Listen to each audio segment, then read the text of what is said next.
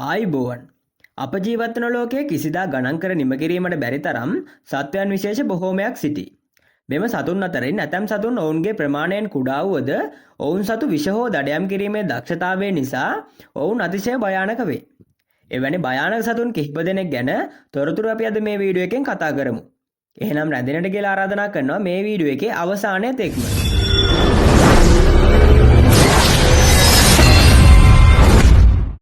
අංක 1 box jellyfish. අද මම ඔයාලට කියන්න යන්නේ ලෝකයේ සාගරවල ඉන්න හරිම පුදුම හිතෙන ඒ වගේම අතිශය භයානක සතෙක් ගැන. ඒ තමයි බොක්ස් ජෙලිෆිෂ් නැත්නම් පෙට්ටියේ හැඩෙච්ච ජෙලිෆිෂ්. මුලින්ම බලමු ඇයි මොවුන්ට මෙම නම ලැබුණේ කියලා. මොවුන්ගේ ශරීරයේ හරියට පෙට්ටියක් නැත්නම් ගණකයක් වගේ හැඩයක් ගන්නා නිසායි මොවුන්ට මෙම නම ලැබිලා තියෙන්නේ. මේ පෙට්ටියක් වගේ ශරීරයේ පහළ මුළු හතරෙන් අඩි 10ක් විතර දිගට ග්‍රාහක පිහිටලා තියෙනවා. ලෝකයේ ඉන්න විෂ අධිකම සතුන්ගෙන් කෙනෙක් විදිහට තමයි මොවුන්ව සලකන්නේ. මොවුන්ගේ මෙම ග්‍රාහකවල තියෙන විෂ කූරු මගින් ශරීරයට විෂ ඇතුළු වුණාම ඒක කෙලින්ම අපේ හදවතට ස්නායු පද්ධතියට වගේම සමේ සෛලවලට ප්‍රහාර එල්ල කරනවා. විෂ දරුණු විදිහට ශරීරගත වුණොත් මිනිස්සෙකුට විනාඩි කිහිපයක් ඇතුළත මරණය පවා සිද්ධ වෙන්න පුළුවන්. තවත් විශේෂ දෙයක් තමයි සාමාන්‍ය ජෙලිෆිෂ්ලාට වඩා මොවුන් ගොඩාක් වෙනස්. ඒකට ප්‍රධානම හේතුව තමයි මොවුන්ට හොඳින් පෙනෙන ඇස් තිබීම. මොවුන්ගේ ශරීරයේ වටේ ඇස් පොකුරු 4ක් පමණ පිහිටලා තියෙනවා. ඒ කියන්නේ මුළු ඇස් 24ක් පමණ මොවුන්ට තියෙනවා. අනෙක් ජෙලිෆිෂ්ලා වතුරේ පාවෙලා ගියාට පෙට්ටි හැඩි ජෙලිෆිෂ්ලාට පැයට කිලෝමීටර් 7ක පමණ වේගයෙන් පිහින්ලා යන්න උනත් පුළුවන්. මොවුන් වැඩිපුරම දක්නට ලැබෙන්නේ ඕස්ට්‍රේලියාවට උතුරෙන් සහ ඉන්දු පැසිෆික් කලාපයේ තියෙන උණුසුම් මූදු තීරවලයි. අංක 2 කොමෝඩෝ මකරා. අපි ඊළඟට බලමු ලෝකයේ ඉන්න දැවැන්ත වගේම ප්‍රචණ්ඩකාරී දඩයම්කරුවෙක් ගැන. ඒ තමයි කොමෝඩෝ මකරා. මුලින්ම කියන්න ඕනේ මූ ලෝකයේ ඉන්න විශාලම කටුස්සා විදියටයි සලකන්නේ. මුන් සාමාන්‍ය අඩි 10ක් විතර දිගට වැඩෙනවා. ඒ වගේම බර කිලෝ 70ක් 80ක් විතර වෙනවා. මොවුන්ගේ පෙනුම හරියට අතීතයේ හිටපු ඩයිනෝසෝරයෙක් වගේමයි. මොවුන්ව ලෝකයේ හැමතැනම දකින්න ලැබෙන්නේ නැහැ. මොවුන් ජීවත් වෙන්නේ ඉන්දුනීසියාවේ තිබෙන කොමෝඩෝ රින්කා ෆ්ලෝරස් සහ පදර් කියන දූපත් කිහිපයක විතරයි. මොවුන් භයානක වෙන්න ප්‍රධානම හේතුව තමයි මොවුන්ගේ කටේ තියෙන විෂසහිත කෙල සහ ඉතාමත් තියුණු දත්. මොවුන් එකපාරක් ගොදුරක් හැපුවොත් ඒ විෂ නිසා ඒ සතා ඉක්මනින් අඩපණ වෙනවා. කොමෝඩෝ මකරාට පුළුවන් Tamanට වඩා කිහිප ගුණයකින් ලොකු මීහරක් වල්ලූරෝ වගේම මුවෝ වගේ සතුන්ව හරිම දරුණු විදිහට දඩයම් කරන්න. මොවුන්ගේ තවත් විශේෂත්වයක් තමයි මොවුන්ගේ දිවේලියට දාලා ඔවුන්ට වාතයේ තියෙන ගඳ සුවඳ දැනගන්න පුළුවන්. ඒ මගින් කිලෝමීටර් කිහිපයක් ඈතින් ඉන්න ගොදුරක් වුණත් මොවුන්ට හොයාගන්න පුළුවන්. පෙනුමෙන් ටිකක් හෙමින් යනවා වගේ පෙනුනාට දඩයම් කරන වෙලාවට හරිම වේගෙන් පාර දෙන්න පුළුවන් දක්ෂයෙක්. අංක 3 නිල් වලලු සහිත බූවල්ලා. දැන් අපි බලමු මුහුදේ ඉන්න හරිම ලස්සන ඒ වගේම අතිශය භයානක පුංචි සතෙක් ගැන. ඒ තමයි නිල් වලලු සහිත බූවල්ලා. මූ පෙනුමෙන් හරිම පුංචි. සාමාන්‍යයෙන් මූ වැඩෙන්නේ අඟල් 5ක් 8ක් වගේ කුඩා ප්‍රමාණයකට විතරයි. ඒ කියන්නේ අපේ අත්ලටත් වඩා පොඩි. හැබැයි මේ පොඩි ඇඟ ඇතුලේ තියෙන විෂ ප්‍රමාණය ගැන නම් හිතා ගන්න බැරි තරම් දරුණුයි.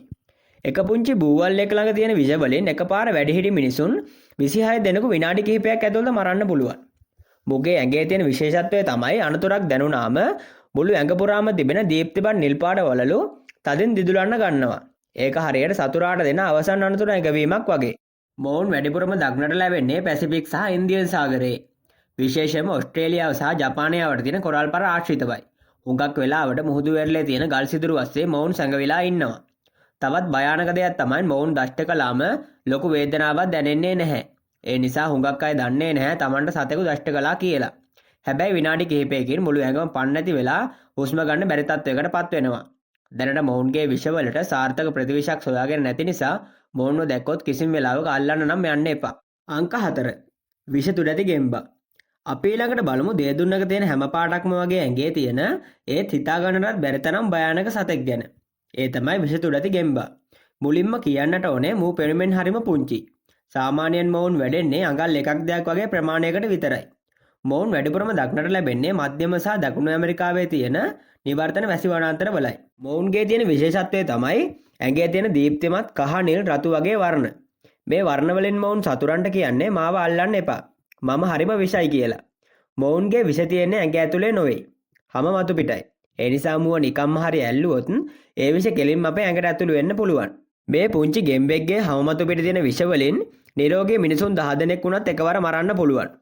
අතීතයේ ඉඳලා දඩයක්කරුවන් Tamanගේ ඊතලවල අගට මේ ගෙම්බන්ගේ විෂ ගන්න පුරුදු වෙලා හිටියා. මොවුන් මෙච්චර විෂ වෙන්න හේතුව මුන් කෑමට ගන්නා සමහර කුහුඹුවන් සහ කෘමීන් කියලා තමයි විද්‍යාඥයෝ කියන්නේ. ඉතින් වනාන්තරයකදී මේ වගේ ලස්සන ගෙම්බෙක් දැක්කොත් ලස්සනයි කියලා අල්ලන්න නම් යන්න එපා. ඒක ජීවිතේ ලොකු තර්ජනයක් වෙන්න පුළුවන්. අංක 5. ටෙට්සි මැස්සා. අපි සාමාන්‍යයෙන් මැස්සෝ කිව්වම හිතන්නේ කරදරකාරී සතෙක් කියලා විතරයිනේ. හැබැයි අප්‍රිකානු මහද්වීපයේ ජීවත් වෙන මේ ටෙට්සි මැස්සා කියන්නේ මාරයෙක් වගේ සතෙක්. මූ වෙනුවෙන් අපේ ගෙවල් වල ඉන්න සාමාන්‍ය මැස්සෙක්ට වඩා ටිකක් විතර විශාලයි. හැබැයි මුගේ තියෙන භයානකකම තමයි මූ මිනිසුන්ගේ වගේම සතුන්ගේද ලේ උරා බොන එක. මූ ලේ උරා බොන වෙලාවට ශරීරයට ඇතුළු කරන එක්තරා පරපෝෂිතයෙක් නිසා නිදි රෝගය කියන භයානක ලෙඩේ හැදෙනවා. මේ ලෙඩේ හැදුනාම මුලින්ම උණ ඔළුවේ කැක්කුම වගේ රෝග ලක්ෂණ ඇති වෙලා පස්සේ කාලෙකදී රෝගියාට අධික විදිහට නිදිමත ගතිය එනවා. නිවැරදි ප්‍රතිකාර ලැබුණේ නැත්නම් මේ රෝගය නිසා මරණය පවා සිද්ධ වෙන්න පුළුවන්. ඒ නිසායි මුව ලෝකයේ ඉන්න භයානකම කෘමියෙක් විදිහට සලකන්නේ. හිතන්නකෝ සිංහෙක් හෝ කොටියෙක් වගේ සතෙක් පහර දෙනවා වගේ නෙවෙයි මේ වගේ පුංචි මැස්සෙක් දෂ්ට කරලා ඇති කරන ලෙඩක් නිසා අවුරුද්දකට මිනිසුන් දහස් ගණනක් මිය යනවා කිව්වම ඒක කොයිතරම් භයානකද කියලා. මේ වීඩියෝ එක පිළිබඳව ඔබ සිතන දේ පහලින් කමෙන්ට් කරන්න යන්න. මේ වගේ තවත් අලුත් වීඩියෝ එකකින් හමු වෙන බලාපොරොත්තු වෙමින් අද අපි සමු ගන්නවා. මේ වගේ අලුත් වීඩියෝ හැමදාම නරඹන්න මගේ විශ්ව විස්තර YouTube නාලිකාව subscribe කරලා bell icon එකත් ඕල් දාලා තියාගන්න. එහෙනම් ඔබට ජය.